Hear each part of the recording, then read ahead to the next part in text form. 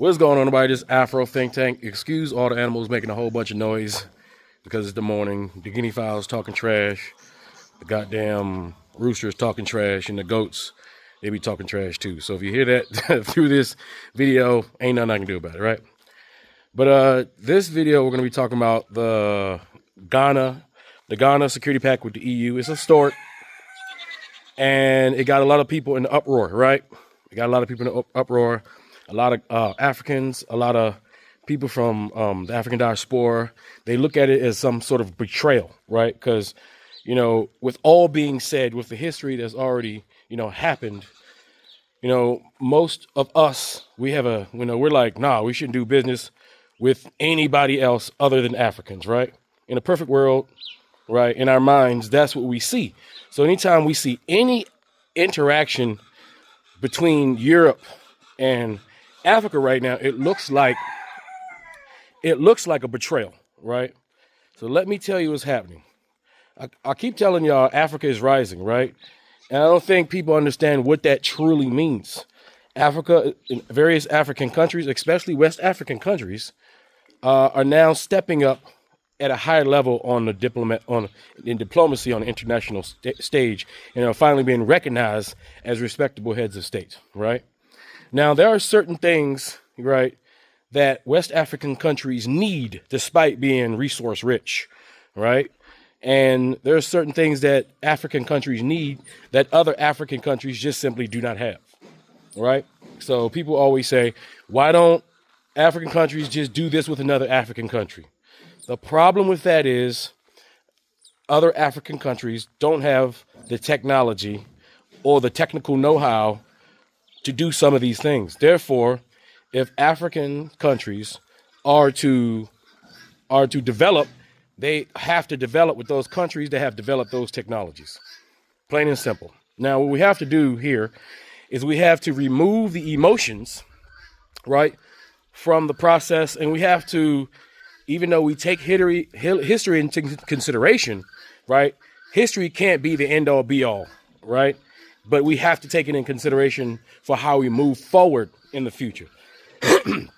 Now, before I get going, let me give you some examples of other countries that have issues with each other, right? Historical issues with each other, but still do business with each other, all right?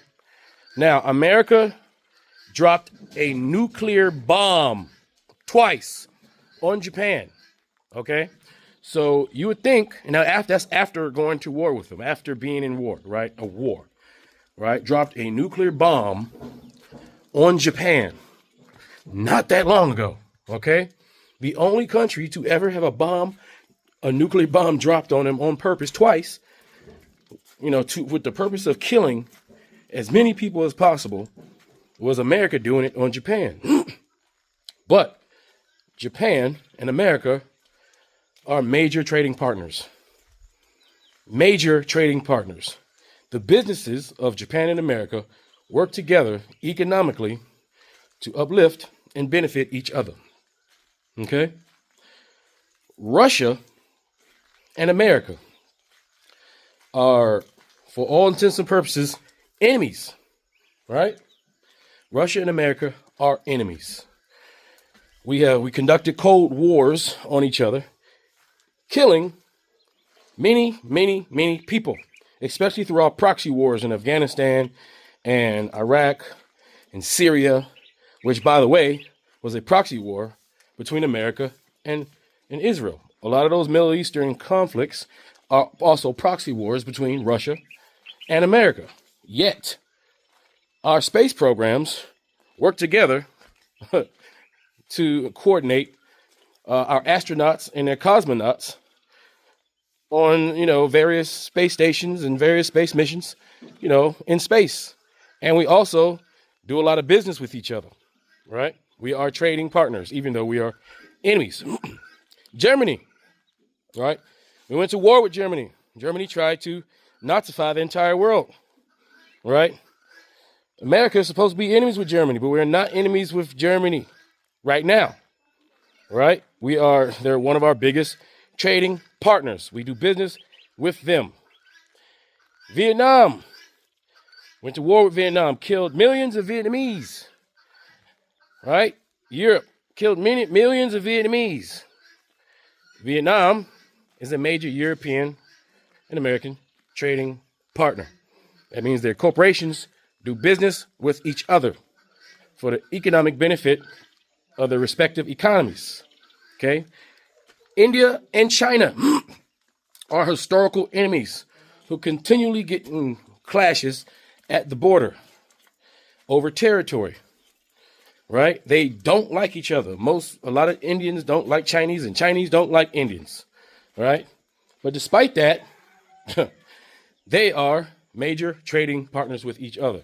You see, the world is much more complicated than how we, with our Western education, meant to keep us, deaf, dumb, and blind to how things really work. We are under the pressure that you throw away the baby with bathwater. Right? But that's not how things work.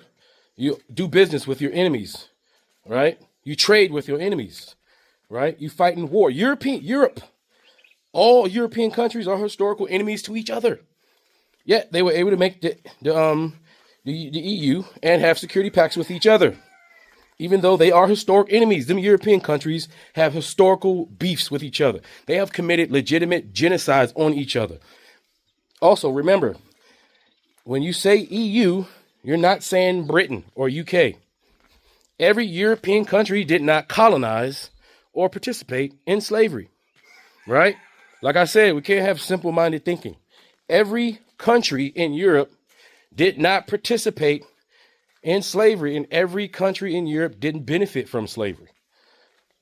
Slavery was something that a certain number of European countries participated in, a certain group of families and corporations financed, right? And that's what it was. While they were doing that, they were also colonizing and warring with Europe.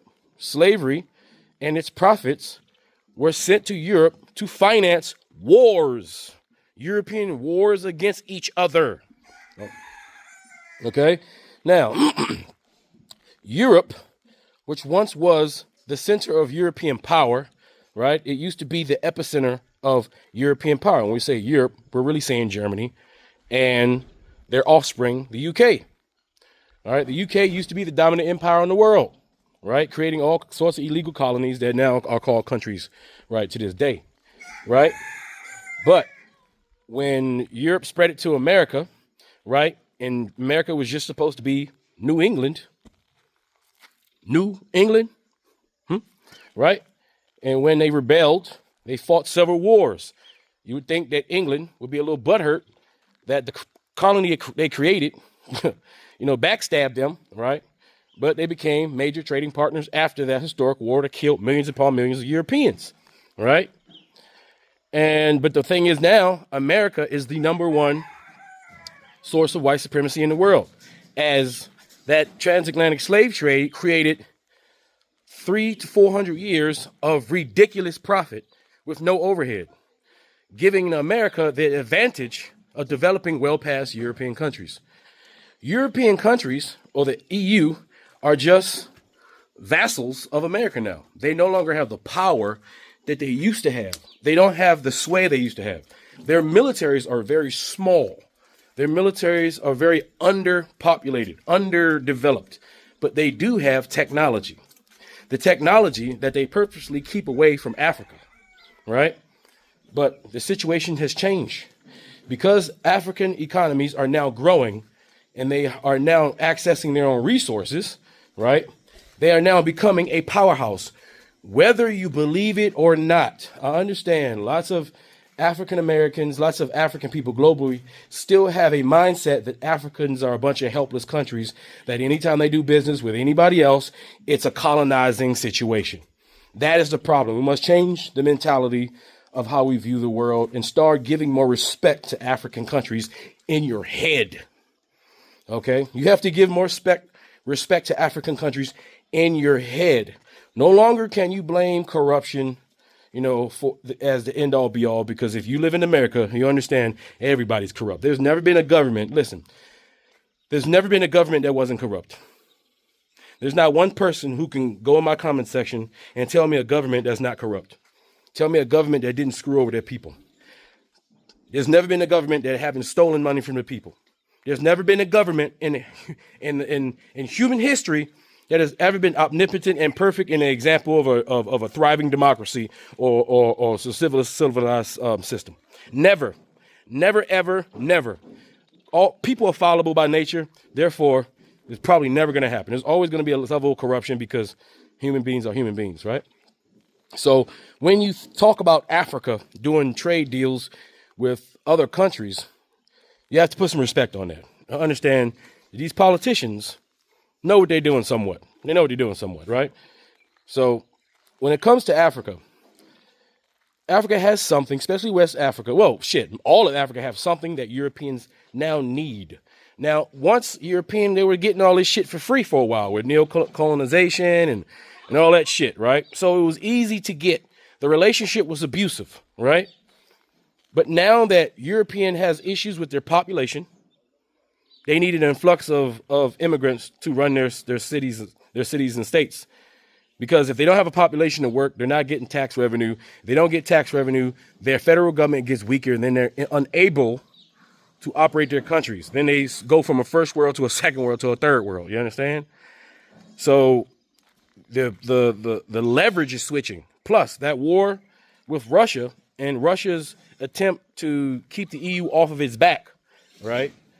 That war is clogging up a system that was running for quite a while where Europe would get most of their energy from Russia. Even though Russia and the EU were enemies, they are selling oil to each other. Europe will buy oil from Russia, even though that's their enemy, and Russia will sell it to the EU, even though that's their enemy, right? For example, we are currently at war, thanks to Donald Trump, with Iran, right? But while we're at war with Iran, we lift sanctions on Iran so that they can sell extra oil. They're now taking that extra money, right, to help finance their war against America. All right? Business and war. You'll conduct war with your enemies and business at the same time. That's the real world. So now, while all of this is going on, while the European major source of oil is being restricted, and the war, if you're not noticed, if you're paying attention to the actual war and what they're targeting energy infrastructure. They're targeting the means for countries to be able to power their houses, to be able to heat their houses, to be able to function as a nation. They're targeting these infrastructure facilities that will take decades to repair. You understand? That's the war that's happening. The war of destroying one's energy source, right? And at the same time, the second place where we get all of our energy from, right, is the Middle East. Currently, the Middle Eastern countries right now and Iran are attacking each other's energy sectors and attacking each other's ability to facilitate energy for themselves. But this affects the entire world because everybody uses oil and gas, and all that is put in the world market, so everybody's being affected, right? So that leaves it wide open for Africa, who just so happens, right, especially in West Africa, to have completed the biggest refinery in the world, Mr. Dangote, meaning Africa can now produce and refine its oil. Before, we were selling crude. We were selling, and I have to be broad with this because you got to get the big picture. We were selling crude and all that, right? Raw, unrefined oil. And then the Europeans were taking it, they were refining it, and they were selling it back to us. Right, back to Africa, right, or for ridiculous prices. And we were getting the worst quality of it. But now Africa can do it itself. Nigeria is currently now, from its refinery, selling refined oil to other African countries now. So now those countries don't have to get oil from Europe, from the Middle East. Meaning those countries in Africa are now no longer have to be subservient to oil refining nations, right, changing the way they do diplomacy. Because now they're not being leveraged because now they can get it from Russia. Now they can get it from Nigeria, right? You understand what's happening here? This is how shit's changing. This is how levers are changing, how the table's turning, right? And so the corridor, right? The corridor that Europe and Africa are creating right now is to create a major pipeline from Nigeria all the way up the west coast of Africa, all the way up to Libya, all the way up through Cameroon, all the way up there, so that Europeans can have access to refined African oil so they can heat their houses. Because remember, they have winters, right? Africans don't have winters, right? They die like you can't survive. They need it, right? Not want, but need. And now that they can't take advantage of West African countries, East African countries, Central African countries, they have to come back to the table with fair deals, right? And they have to be able to provide something. What can European countries provide Africa that China can't?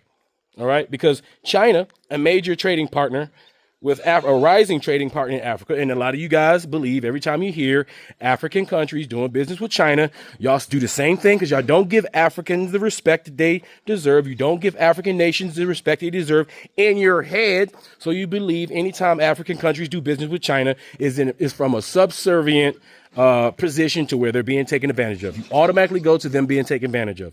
Now, does China have business practices that are predatory as far as corporate? Yes, they do, if you allow them to, right? And for a while, there was cases of that happening. And the white Western world made sure to propagate that within the algorithm to make us all believe that China is trying to take over Africa. China only has a 10% penetration in Africa. Listen to me. All the talk from white people on TV talking about China is taking over Africa. China only has a 10% stake in Africa. All the land that y'all hear them buying, China owns less than 3%. Less is as much as I don't even think it's up to 1 or 2% of any land on any African country. They are not taking over anything. They are doing square business. And see, China is because China was in the East. The Asian countries were set up to be the manufacturing hub of the world. You see, Africa is the resource factory of the world, right? And that goes to China. China manufactures everything in the world, right? Then the Western world are consumers, right? That's why America or the West don't produce anything, because they got fat off the hog and they just rely on stuff from China, right? So what did China do with their leverage of being able to manufacture and produce very quickly? They can leverage that and go to Africa and say, hey, we can manufacture and produce things very quickly, and we need resources. So we're going to start building everything in Africa. We're just going to build shit. The West, because the West is not a manufacturing or producing countries, they can't compete with China when it comes to building infrastructure. They used to be able to, right? Back at the beginning of the Industrial Revolution, when the West was still building things, when the West still had factories, but back then, the Western world was just more interested in keeping Africa down and not developing their nations, because they didn't want Africans to develop. Because if they were to develop, they would have access to their own resources. They can refine their own resources. They can add value to their own resources. And then they would start selling it at retail price like everybody else. And then there will be no leverage. So if you got China going in here saying, hey, I'm going to do square business, just like if you didn't know, China just lifted all tariffs on all African countries, meaning if you are in Africa and you want to trade or import or export to China, you don't pay any taxes. You know why they did that? Because the West imposes massive taxes, making it difficult for people to ship and import from Africa. That was one of their mechanisms to keep Africa down. Doing business is difficult, right? China made it undifficult. And since China has damn near 1 point something billion people, just the sheer number of people who need resources in China outnumbers all of America. There's only how many white people in America? How many people in America? 350 million? 400 million? I mean, 400, yeah, 400,000, yeah, 400 million, right? We can't compete, just by sheer numbers, you can't compete with China, and that's just one Asian country, right? And then you got India there too with 1.4 billion people. Right. So if Africa decide to do business and open up their economies to Asians, they don't need the West. The West knows that. So what can the West export? What does the West do better than anybody else? Think about, before I answer that question, what can the West do better than anybody else? Kill shit. Destroy shit. All right. Now, what does African people need right now? They need things that can kill shit, destroy shit. Why? Because there's a much greater danger that permeates the world. As terrible as Europeans as the West has been, and I know this from experience, like I be knowing what I'm talking about. As terrible as white people are, right, with their foreign policy, as terrible as they are, there is something more terrible out there. There are people who are much more terrible out there, and they cannot be negotiated with. They can't be talked to. There's no diplomacy, with these people. These people are backwards. It's Islamic terrorism. Islamic terrorists is the enemy of all of us collectively. The enemy of Europe, the enemy of America, the enemy of Africa. Islamic terrorism is the big bad on the planet because they're anti-intellectual. Their whole goal is to destroy Western education. And when you say Western education, not just white, all education, all science, all of that, they would destroy everything that makes us intelligent and have you just read that Quran and follow an imam or pray 5 times a day. That's all they like. You got to understand there is a big bad out there. And currently that big bad due to white Western influence, because yes, have white Western nations used Islam as a weapon against Africa? Yes, they have done that. They have sponsored certain terrorist organizations to destabilize countries. They did it in Europe. Y'all keep forgetting. A lot of Muslims are European. They like to pretend like that shit don't exist. But them Europeans been fighting them them Muslims all the way up in Russia. Them goddamn Chechens, them goddamn Slovakians, all of them Russians. For a small example, let me deviate real quick. The UFC, right? For those who watch the UFC. The UFC used to be a place, because white people are not good at boxing and African people dominate. They created another sport, the way they can have their white superheroes to be, fighter. They're Christian white great white hopes, in a martial arts sports that was so broad that, you bound to get 1 or 2 of them, right? And it used to be real good. We all used to watch it. Of course, black people still go and dominate it, but mostly white people participate in the sport, right?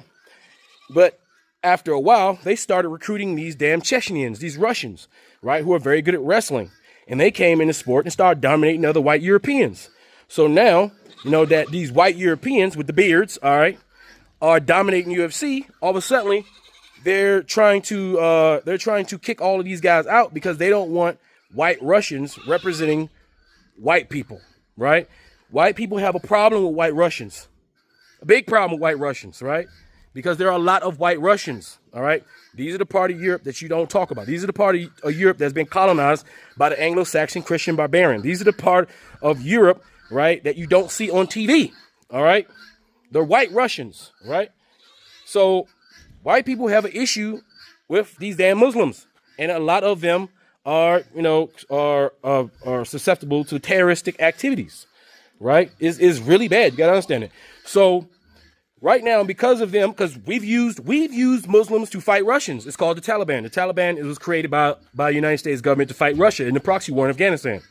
And then in Afghanistan, afterwards, the Russians started to fund the Taliban, who was once their enemy, to fight against the Americans. This shit is complicated. You understand? The Taliban is a political organization. We put the Taliban back in office. And then after that, we started sponsoring other terrorist groups that don't like the Taliban. That's why you see the Taliban is currently at war right now. We didn't lose that war. We just switched up who we wanted to be in charge. It's different when you're chasing them in the mountains of Afghanistan, but when they're in downtown Kabul, right, we know exactly where they are. So you got to understand, what you see on TV is not what's really happening. All right, so understand, Islam is a enemy of human development. And that's just what it is. Extreme Islam, not all the Muslims, just extreme Islam. It's a lot of those motherfuckers, right? So Africa right now, West Africa, is trying to produce the infrastructure necessary to be able to sell their refined goods to the rest of the world. To the rest of the world. That infrastructure needs to be built. The one thing white people are good at is protecting infrastructure, right? And African countries for decades have been trying to get this technology and this capability to protect their own infrastructure. Because if you don't build the infrastructure of security, you can't protect the assets that you need to build to develop your nations. And that's just a hard truth. It doesn't matter how you feel about it. Like, if I need satellite communications and security cooperation, I need that, right? It just so happens that most European nations, they're the ones who have all the goddamn satellites. Do Africa have a space program? No. Therefore, if we want satellites in the sky so that we can monitor our lands and so that we can do drone strikes and so that we can coordinate GPS and find out where these bastards are to blow them up, we got to work with the people who got the equipment to do so. There's not many African countries currently right now that have the capability to do that. And there's not one African country that have the capability of putting a goddamn satellite in space. That's why we're working with countries like Russia, like Turkey, with India, right? Various African countries are working with whoever has the capability of putting them satellites in the sky so Africans can have eyes on the sky. It's very important to have eyes on the sky because if you don't have eyes on the sky, you're blind. That means terrorists can just operate within your countries and you can't see them. So African countries want to be able to see the enemy so they can close with and destroy them. Therefore, hey, Europe, I need you to come to the table, sit at this table. Now, this time, give me the equipment that I need. Now, I want the good shit. All right. And in turn, I'll give you this finished product. I'll give you this refined. We'll do business. We have to do business. Ghana's doing business. Burkina Faso, Mali, and Niger, after detaching themselves from France, right, and destroying all old pacts, right, and canceling the licenses of many of these mining companies that's mining for resources that Europeans need, they've been canceled. They've been thrown out of the country. And various other companies that are doing square business are allowed to stay. America has decided to send diplomats to AES in order to reestablish negotiation, reestablish diplomacy, because they know AES ain't going nowhere. So therefore, you might as well reestablish diplomacy, right? You might as well say, all right, well, okay, that's what y'all now, new block, got to respect y'all. Let's do some business. This time I'll have to be fair, right? You have to give these African countries the ability to renegotiate with the rest of the world in order to get the things they need to develop their countries. It's naive to believe that African countries are at the capacity right now to develop all this stuff by themselves when they don't have the technical know-how. Now, eventually they will have the technical know-how, right? But right now they don't, and that's reality. So your feelings about colonialism, slavery, neocolonialism, all that stuff is understandable, but business and diplomacy, it goes beyond that. That's the whole point of diplomacy. Diplomats, right, to deal with these complex situations and renegotiate trade deals based off the situation on the ground and the needs of various countries in any various time period. So, yeah, I understand people would like Africa just to do everything, for Africans by Africans and disclude and just let Europe just die on a vine. But in real life, that's not going to happen. And here's the thing: there's a lot of Africans in the UK. Right. So if you have adversarial, if you cut off everything, how are your UK Africans going to be able to go back and forth from home? How are they going to be able to travel seamlessly between Europe and Africa? How are African countries going to be able to establish businesses in Europe if they have an adversarial and a non-diplomatic position? How are they going to do that? Right. How like America? If African countries were to completely and totally disengage from America, how all these African diasporas who currently live in America, how are they going to get back and forth to their countries? How are they going to be able to do business in their own countries? How are African Americans going to be able to travel to Africa if Africa gets cut off because Africa decides they don't want to do no business with America? How am I going to be able to go back and forth to Nigeria if Nigeria and America have a bad relationship? How is the African diaspora going to be able to go back and forth from home and establish businesses and leverage their U.S. money, their Canadian money, their EU money, their French money, their British money? How are they going to be able to leverage all that money, right, that still has lots of value and leverage in their African countries to develop their nations with that money if there's an adversarial relationship that makes it so we can't even go back and forth easily? You got to think about that. So while everybody's being mad, understand, if shit go to hell in a handbag and you're an African stuck in a European country, that's where you're going to be. Okay? We can't be like Korea. You see, Korea cut themselves off from everybody. Now look at Korea. They don't have the resources, right, to develop their countries. They're starving. Their people are starving. Their people are slaves. Everybody in Korea is a slave. They're all terrorized by their own government, all because the government refused to open up diplomacy and do anything to negotiate with the rest of the world. So that shit's not going to work no matter how great it makes you feel, we don't want to do shit with them. No, that's not how the real world works. It's never, ever worked that way, and it's never going to work that way. All right? The future is African. The future is black, right? There's a lot of saturation in this video. That's because it's morning time, it's the sun, right? Can't help it, right? But the future is black. Africa's rising, and this is what it looks like. So, I'm not making any excuse. There's terrible shit that happens, but there's good shit that's happening, right?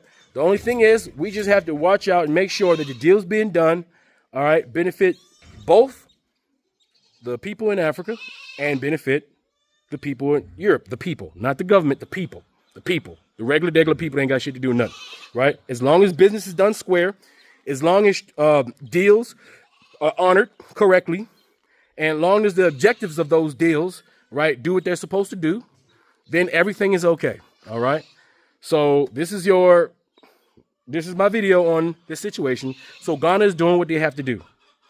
Ghana is doing a good thing.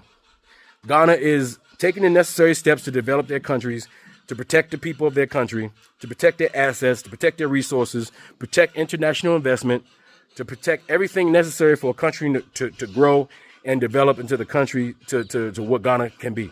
And everybody else is finding their own path towards that. The AES is doing it. Ghana's doing it. Nigeria is doing it. The Congo's doing that. The East African Federation is doing that. South Africa's doing it. Everybody is doing it. And this is what politics look like. This is why it's important for us, the regular layman, to get involved and understand and make politics something that we're interested in, so we don't become reactionary and just get upset anytime we see something that perceivably looks like it's negative, right? And like I said, everything ain't great, right? But everything ain't bad, all right? Anyway, that's all I got to say. This is Afro Think Tank. Tell me what you think in the comment section. Learn something, teach something. I'm out. Ghana has made history as the first African country to conclude a strategic security and defense agreement with the European Union. The deal places Ghana among a small group of EU security partners that includes the United Kingdom, Canada, Japan, and Norway. The agreement was signed in Accra by Ghana's Vice President, Professor Jane Nana Opoku Agyeman, and Kaya Kallas, Vice President of the European Commission, during her official visit. DW's Adra Tenkroma-Domina has more. The new security and defense partnership sets out a structured long-term framework for cooperation between Ghana and the European Union. It focuses on shared security challenges that continue to affect the region. Now, these include terrorism spilling over from the Sahel, cyber and hybrid threats, maritime insecurity in the Gulf of Guinea, the impacts of climate pressures on instability, and the rise of transnational organized crime. How does Ghana benefit? The agreement is expected to improve Ghana's capabilities in counterterrorism, border management, and crisis response. It comes at a moment when West Africa is facing growing militant activity and political uncertainty. What does the EU hope to achieve? Kaya Kallas shared more insights during an interview with DW. Now we are supporting, of course, also the different approach when it comes to economy, because I think it's important that we also deal with the root causes of instability, which are stemming from economy, and therefore, our support in various projects via the Global Gateway, but also, different support mechanisms that we have. And this is important that we continue to see what more is there. We also were exploring the bilateral possibilities. I mean, what we are interested in are critical raw materials, and also what kind of cooperation we could have there, plus also energy. Today we signed the Ghana European Union Security and Defense Partnership. The United Kingdom, Canada, Japan, Norway, and others have signed this partnership with the EU, and Ghana is the first African country to join them.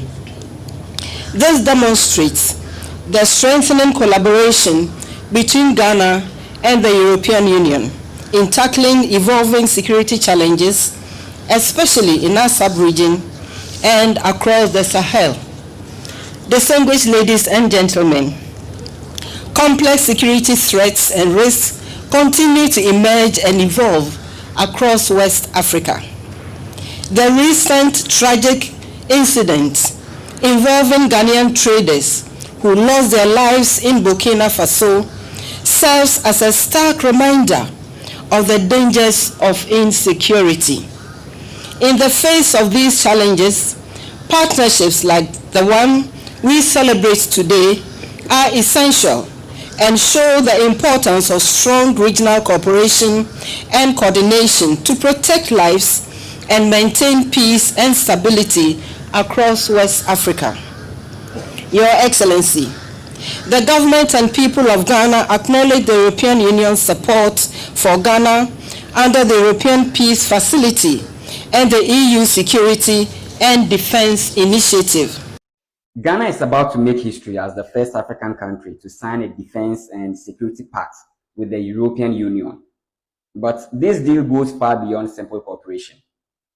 For Ghana, the agreement means stronger military training, intelligence sharing, cybersecurity support, and help securing the Gulf of Guinea, a region plagued by piracy, smuggling, and growing extremist threats spreading from the Sahel. But the EU isn't doing this out of generosity. Europe wants a stable security partner in West Africa, especially as instability grows in countries like Mali, Burkina Faso, and Niger. Ghana's stability makes it a strategic foothold to monitor terrorism, protect trade routes, and slow migration flows toward Europe. However, there are risks. The partnership would pull Ghana deeper into the geopolitical competition between global powers like the United States, China, and Russia.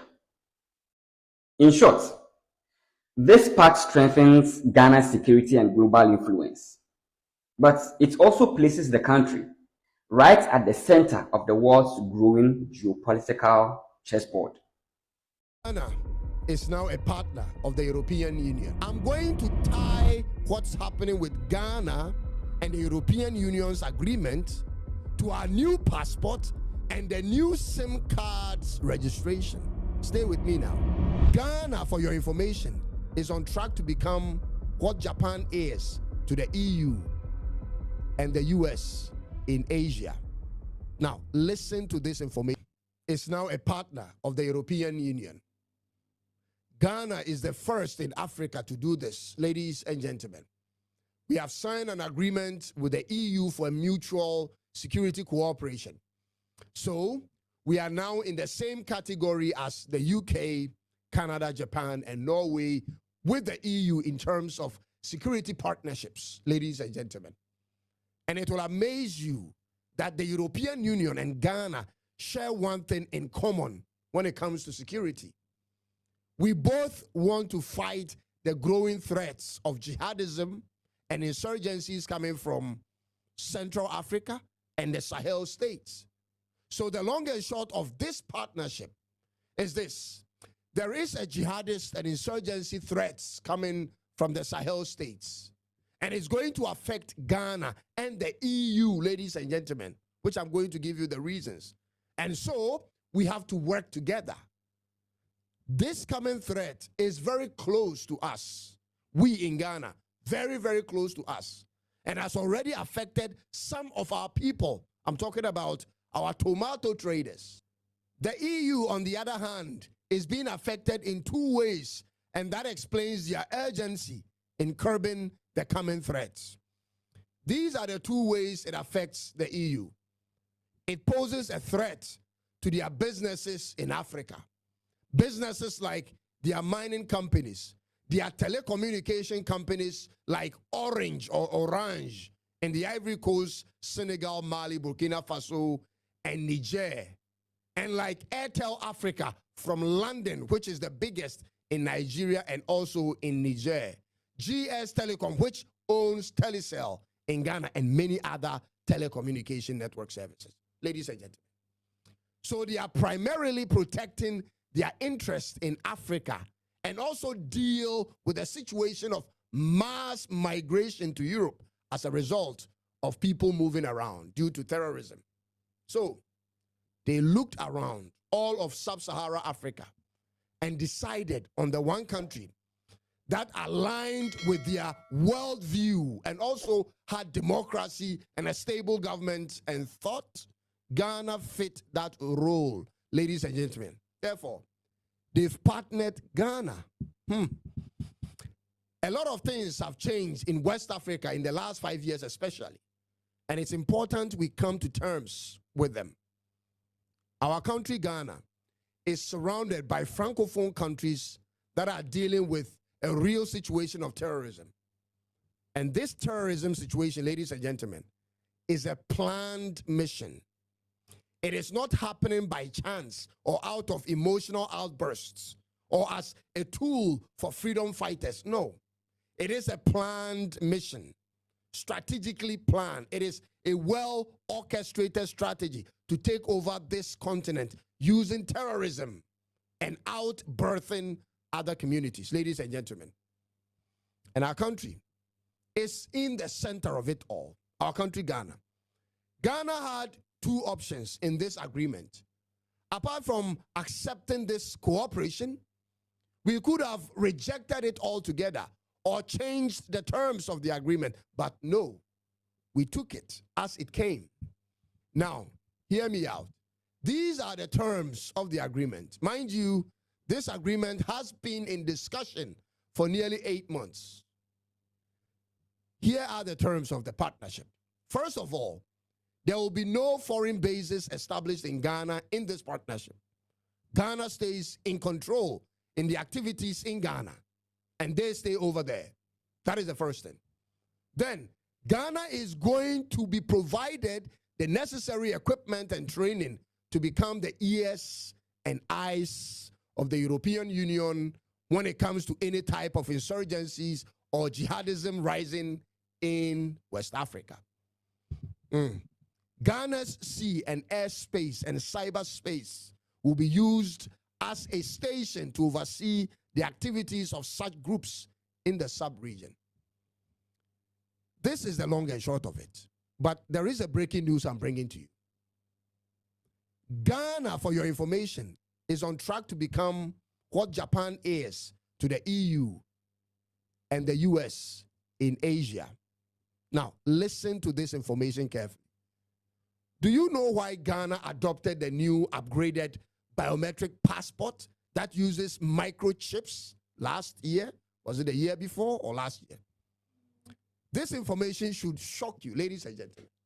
And I'm already feeling jittery on this. I'm going to tie what's happening with Ghana and the European Union's agreement to our new passport and the new SIM cards registration. Stay with me now. Ghana in 2024 and 25 began issuing new security featured upgraded biometric passports because Ghana, ladies and gentlemen, was in talks with the EU to turn Ghana into a visa-free country to the European countries. Ladies and gentlemen, yeah, you heard it right. This might sound ridiculous to you, but wait until it happens.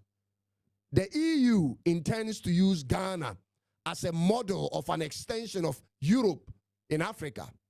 They want Ghana to be where African migrants go to and not Europe. This is why our security features in our passport has changed, and the government is cracking down on all non-Ghanaian passport holders, non-Ghanaian holding Ghana passports. They intend to clean the system before the next level of agreement is signed. So it begins with tightening our passports, and then it moves on from there. Did you know that the current Ghana passport is one of the very few passports in the world that uses all the different types of security features at the same time? Most countries use different parts, but we use all of it. We have the digital ID integration embedded in it. We have advanced chip security implanted in it. And we have high number of protective features that are unconventional also embedded in our current passport. Ladies and gentlemen, this new Ghana passport wasn't just made with Ghana's security in mind, for your information, but it was made also to make it appease the West for what they intend to do with Ghana moving forward. Mark my words. So it begins with tightening our passport, then it moves to SIM cards re-registration, and then you are mandated to get a Ghana card if you're a Ghanaian, and then Ghana is signing visa waivers with many countries in the world all of a sudden, and then this first security partnership, which we have just signed with EU, comes into fruition. And ultimately, the next thing is Ghana gets a visa waiver to EU countries. Mark my words. Ladies and gentlemen, Mark my words, this is about to happen. This is about to happen. After the Second World War, it was America that built Europe. Then America helped build Japan and Korea. They want to build a country in Africa to be the alternative place for most Africans to go to. And also, at the same time, use it as their eyes and ears on the ground. And Ghana is that country, for your information. And listen, all the two political parties in Ghana are in on this. They support this idea. Ghana could have declined it if we thought it could compromise our neutrality in the regional and global conflicts. But that's not what is happening. The leadership of the country has made a decision. For all of us, ladies and gentlemen, they are making Ghana an extension of Europe in Africa. Yeah. This could come to fruition, all things being equal, by as early as next year. Mark my words. I'm hereby predicting that by the end of next year, all things being equal, Ghana could have a visa waiver to Europe. And here's one reason in support of that. Europe is dying, man. Europe is dying. Their population is shrinking. They are not giving as much birth as before. And they went for citizens of unstable countries, countries at war in the Middle East to boost their workforce. But it backfired. It backfired. Now they are looking at alternatives. Instead of encouraging their women or their people to have more births and revising their laws on abortions and same-sex marriages, they have made a decision to bring in people from elsewhere, from Africa this time, ladies and gentlemen. And it's people who share in their worldview by way of their religion, and that's when Ghana comes to play. The Ghana you see today on paper has changed completely. It isn't like it was before. A lot has changed, and it's important we come to terms with it. It's only a matter of time, ladies and gentlemen. You see things actually come to pass, one after the other. You see them. Remember, you heard it from here first. This is my advice. This is my advice to the Gen Zs. If you are still in school or dropped out, get into computer programming if you can. You can learn this on your own without school, on the internet for free. Also learn an additional foreign language if you can. Improve on your self-esteem and speaking skills. Get into the media space and have some following whilst you do that. And for those in alternative businesses, get into farming. Get into farming. These types of industries are about to turn on a new page. As to whether this is a good thing for Ghana or not, I'll leave that one up to you guys in the comments. I'll leave it up to you. But may the good Lord lead Ghana, lead this country into making the right decisions all the time. I'll end it here. My name is Cyrus, and thanks for watching. Please subscribe and click on the bell for more of such content if today is your first time watching us. I'll see you in the next one. God bless our homeland Ghana and make our nation great and strong. It is bye-bye. Africa has been the provider. If you look at Europe, Europe cannot survive without Africa.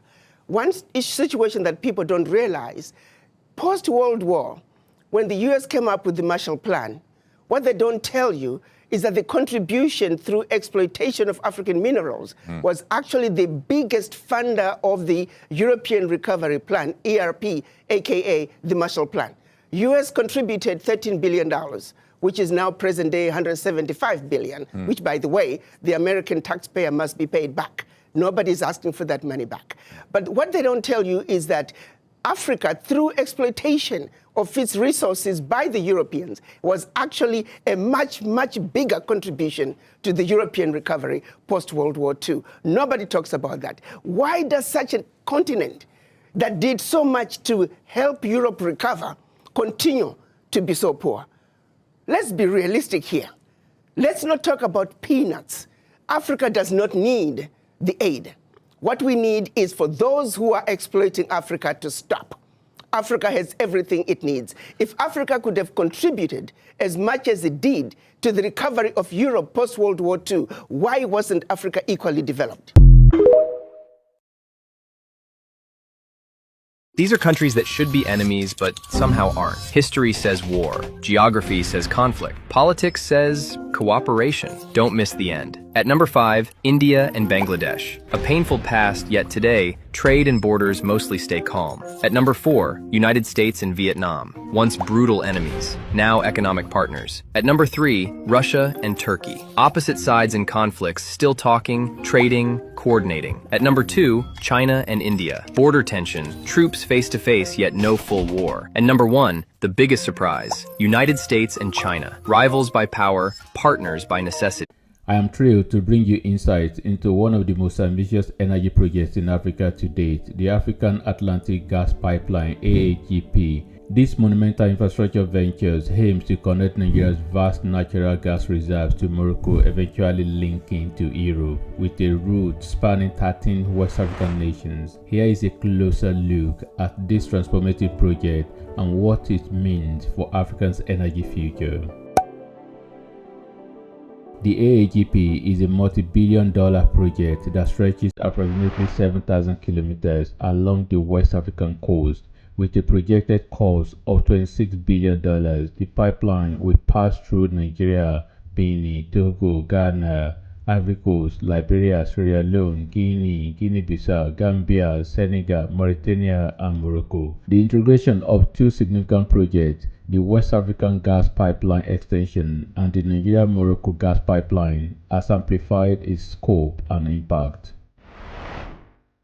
The AAGP promises numerous benefits for Africa and beyond. By physically connecting ECOWAS member states, the pipeline aims to foster stronger economic ties, improve cooperation, and boost regional stability. With access to Nigeria's rich natural gas reserves, West African nations can look forward to enhanced energy security and more reliable power solutions. This project is poised to drive economic development, spur industrialization, and create jobs across West Africa. The AAGP has the potential to supply Europe with much-needed natural gas, strengthening Africa's position in the global energy market.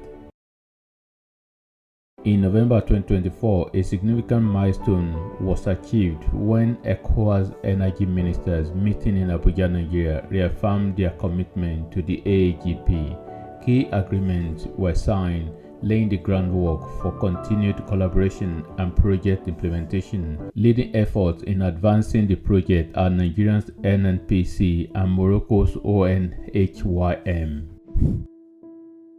As with any major project, the AAGP faces its shares of challenges. With 13 countries involved, political stability will be essential for smooth operations.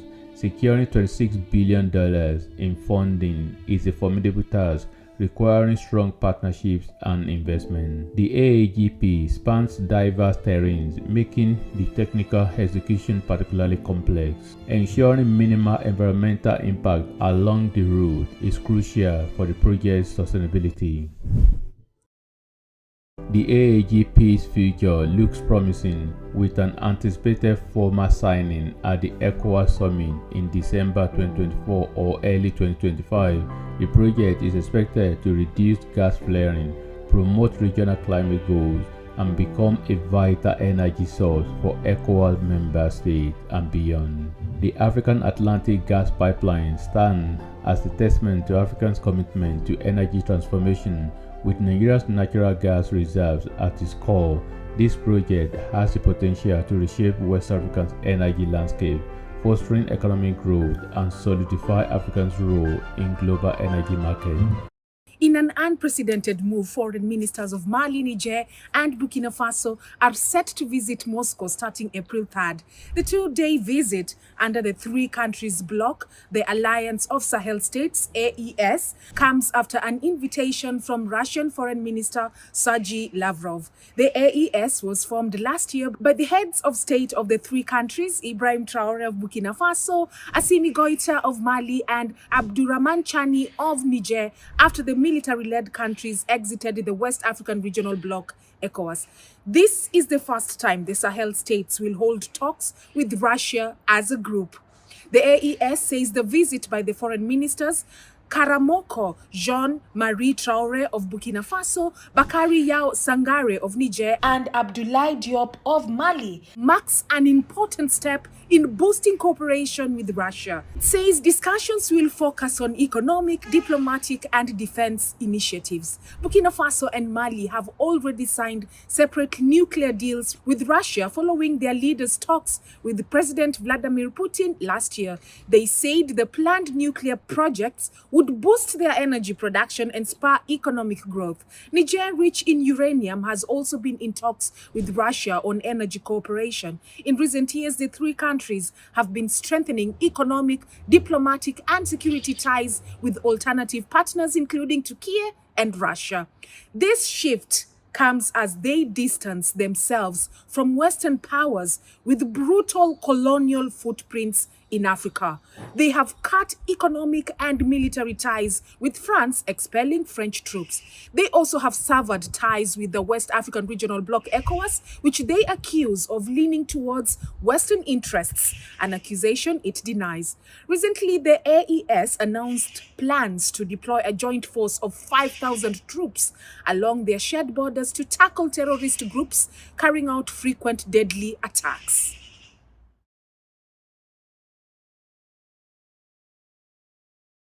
African states have appointed a new mediator to try to re-establish dialogue with Niger, Mali and Burkina Faso, the three junta-led nations that quit the regional ECOWAS bloc last year.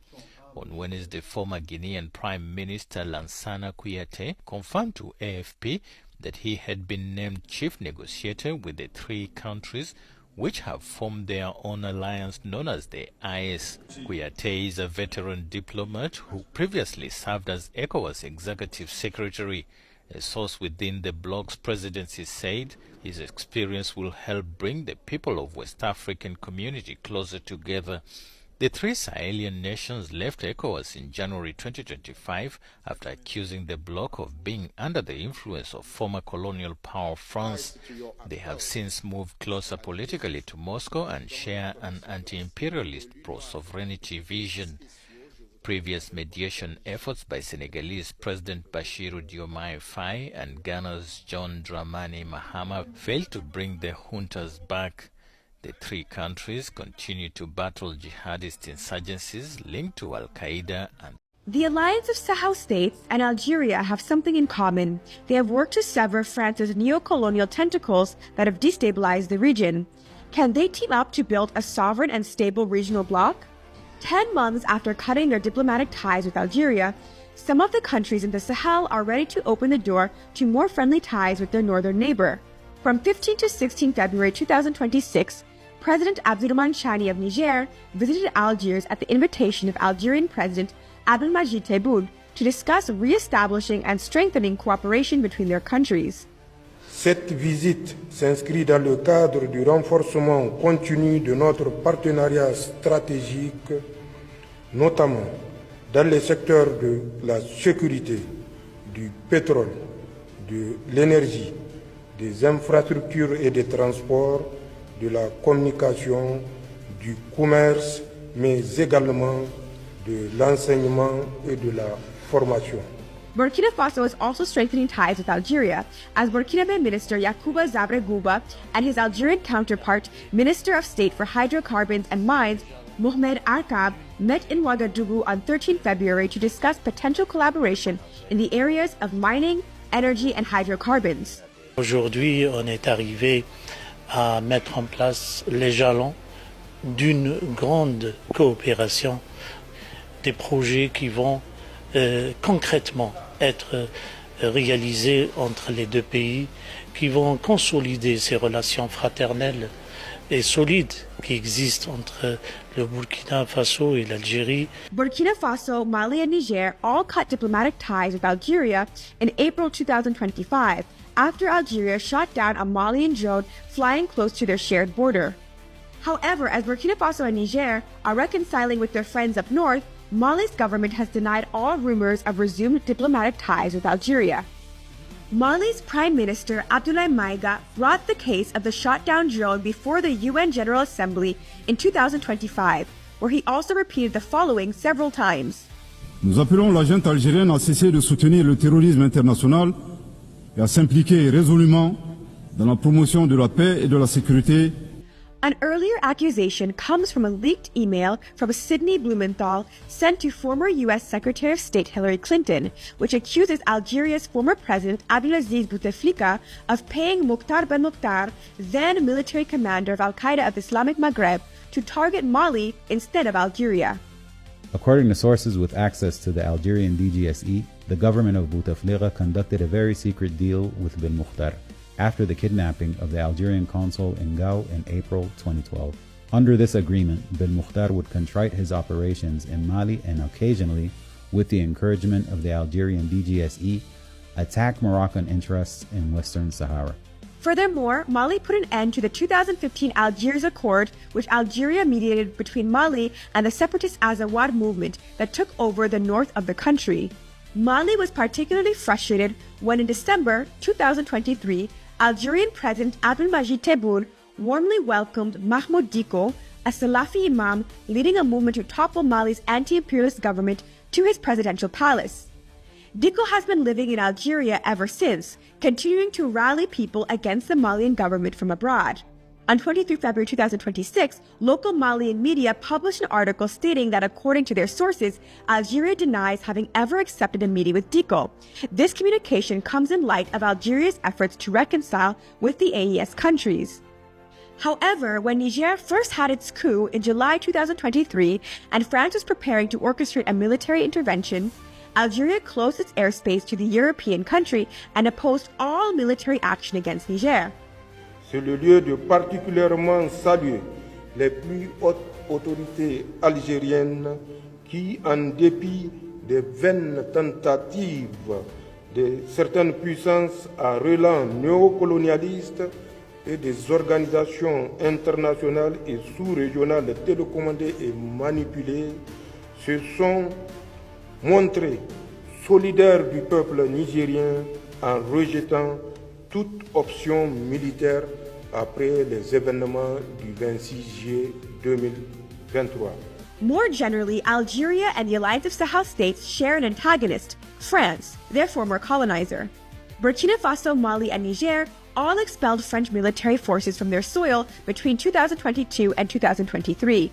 In March 2025, the three countries quit the International Organization of the Francophonie, a French-led soft power organization that regroups the Francophone countries of the world. The three Sahel states have joined Algeria as the only former French colonies to not adhere to the international body. On 24 December 2025, Algeria passed a new law declaring French colonialism a crime, and one for which France must pay. The law demands that France issue a formal apology for colonial atrocities and renders it illegal to celebrate or glorify French colonial rule. Algeria has had frequent diplomatic spats with France over the course of the past several years, recalling diplomats or ambassadors stationed in the European country on separate occasions in 2025, 2024, and 2021. Despite their tensions, Mali and Algeria also have a rich history of deep revolutionary friendship and camaraderie. During the Algerian Independence War, Mali allowed the Algerian Liberation Front, FLN, to establish bases throughout the country, from the western city of Kai to the northern border. Cities of Timbuktu, Kidal, and Gao served as the FLN headquarters.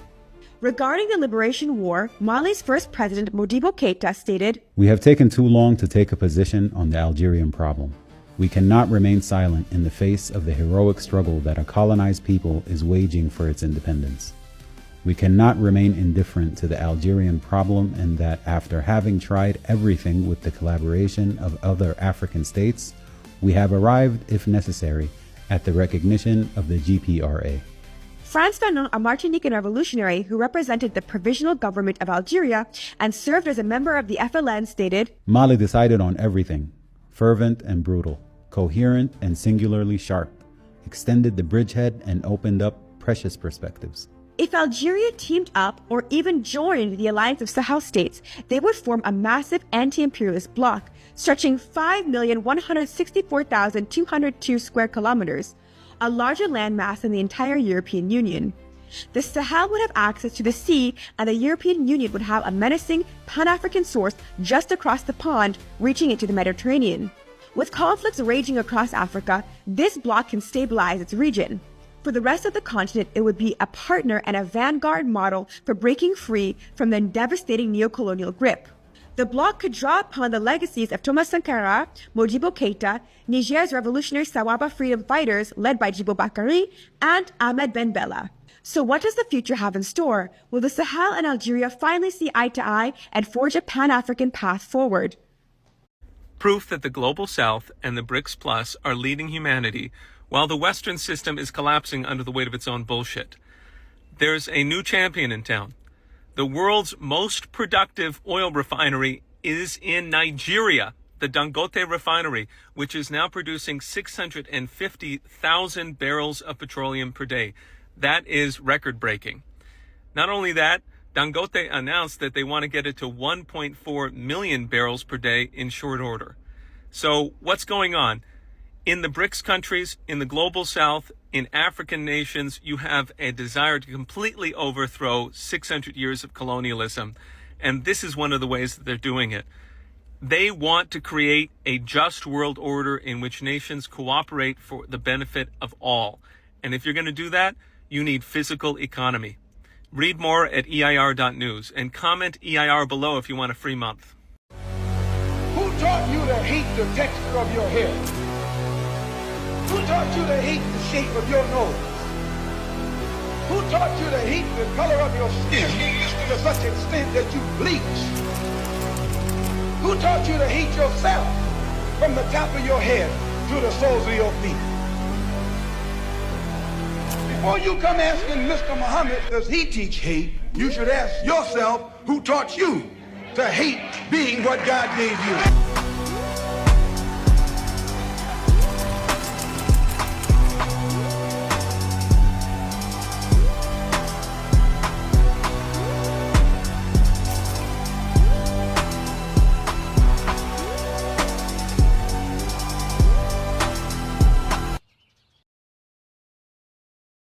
Free Sudan! Boycott diamonds and gold! Free Sudan! Boycott diamonds and gold! We most definitely cannot forget about the people of Sudan! Thanks for watching Afro Think Tank. Don't forget to like, share, and subscribe. And follow me on Substack and Patreon for more content. Remember, it's Pan-Africanism or nothing.